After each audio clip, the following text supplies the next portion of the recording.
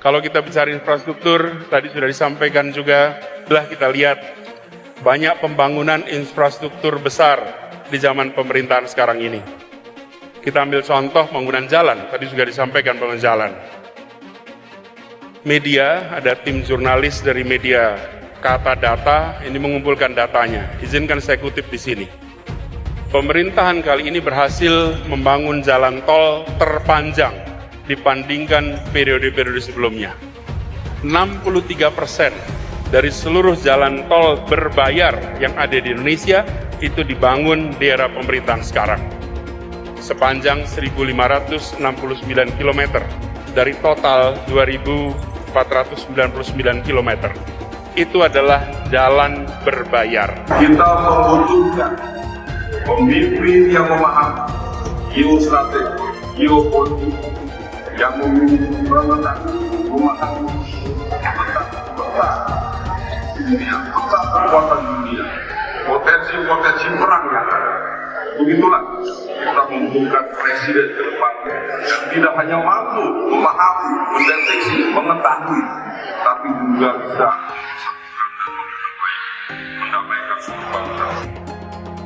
Sedangkan jalan yang tak berbayar, yang digunakan oleh semua secara gratis, yang menghubungkan mobilitas penduduk dari sudut-sudut desa ke perkotaan, yang membawa produk-produk pertanian, produk perkebunan, produk perikanan dari sentra-sentra tempat mereka dihasilkan ke wilayah-wilayah pasar, baik jalan nasional, jalan provinsi ataupun jalan kabupaten, terbangun 19.000 km di pemerintahan ini.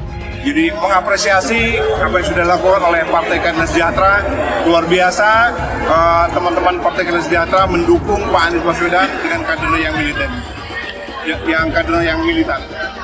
Saya juga mengapresiasi senior kami, teman-teman dari Purnawirawan TNI, perwira menengah dan perwira tinggi yang sudah bertekad bersama ingin membuat Indonesia lebih baik dan perubahan yang lebih baik. Tidak perlu capek kita mengempanyekan Mas Anies di Indonesia nanti. Karena tadi bicara tentang rekam jejak yang pernah dilakukan oleh Mas Anies.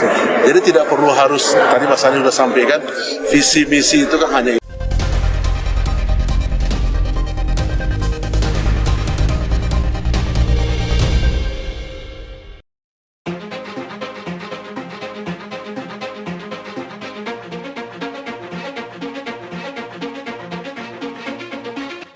Bendahara Umum Partai Nasdem, Ahmad Sahroni mengklaim partainya akan konsisten mengusung Anies Baswedan sebagai capres untuk Pilpres 2024. Meskipun mantan Gubernur DKI Jakarta itu memilih Agus Harimurti Yudhoyono atau AHY sebagai cawapres. Sahroni menyebut tak ada masalah jika Anies memilih AHY. Menurutnya itu hal wajar. Apalagi AHY berasal dari partai besar yakni Demokrat. Enggak ada masalah, sah-sah saja. Nasdem akan konsisten bakal tetap dukung. Apapun Anies katakan, kita akan dukung, kata Sahroni. Sahroni juga mengaku optimis Anies dan AHY akan menang di Pilpres 2024. Paling tidak masuk ke putaran kedua pemungutan suara. Sahroni menyadari elektabilitas Anies tidak setinggi dua kandidat capres lainnya, seperti capres dari PDIP Ganjar Pranowo dan capres Nasdem Prabowo Subianto. Begitu pula elektabilitas AHY yang ia prediksi tidak banyak mendongkrak suara. Namun, Sahroni berkaca pada Pilgub DKI Jakarta 2017. Saat itu, Anies juga memiliki elektabilitas yang tidak tinggi, tetapi mampu memenangkan suara. Bisa menang Anies AHY, itu kan survei gampang-gampang saja. Sekarang jelek, no problem.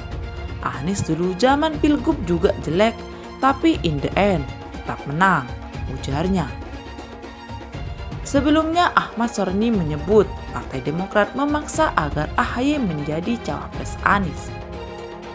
Iya, Mereka maksa pokoknya untuk AHY mendampingi Anies, kata Sahroni di Kompleks Parlemen Jakarta. Menanggapi Sahroni, Anies Arief pun membantah dan mengklaim Demokrat menyerahkan sepenuhnya soal cawapres kepada Anies. Terbaru, Partai Nasdem menyebut cawapres Anies sudah mengerucut. Nasdem mengklaim nama itu sudah disetujui oleh 3 ketua umum partai pengusung.